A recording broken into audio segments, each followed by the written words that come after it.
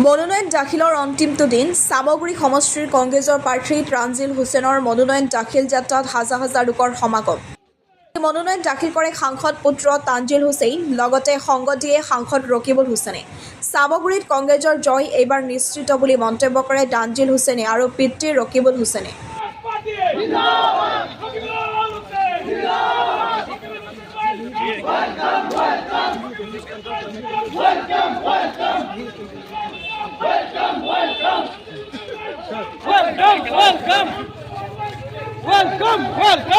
প্ৰথমতে সামগ্ৰীবাসী ৰাইজক ধন্যবাদ জ্ঞাপন কৰিছো। আমাৰ নেতা আমাৰ খাগে ডাঙৰীয়া ৰাহুল গান্ধী ডাঙৰীয়া জিতেন্দ্ৰ সিং ডাঙৰীয়া সবকে ধন্যবাদ জ্ঞাপন কৰিছো। আমাৰ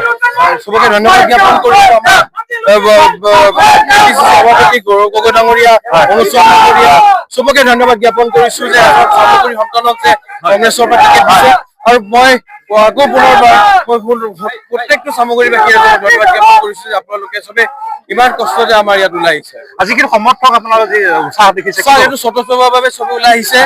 ইয়াত আপোনাৰ দেখা পাব, ইয়াত আপোনালোকে দেখা পাইছে, চবে ইয়াত আহিছে আৰু চবকে মই ধন্যবাদ জ্ঞাপন কৰিছো। ধন্যবাদ। নগৰ পৰা প্ৰাঞ্জলত ৰিপৰ্ট, এন এক্সপ্ৰেছ।